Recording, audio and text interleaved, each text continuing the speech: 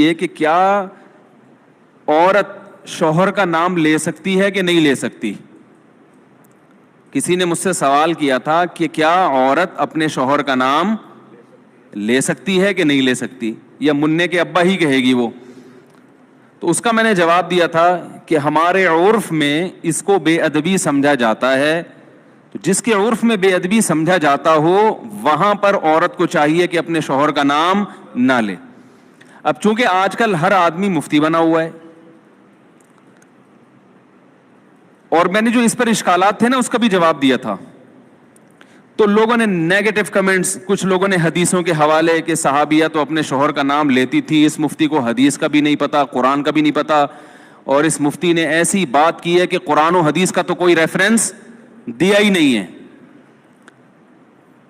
تو بہت زیادہ چونکہ نیگیٹو کمنٹس ہے اور بہت ہی بدتمیزوں والا، یعنی انسان جب بات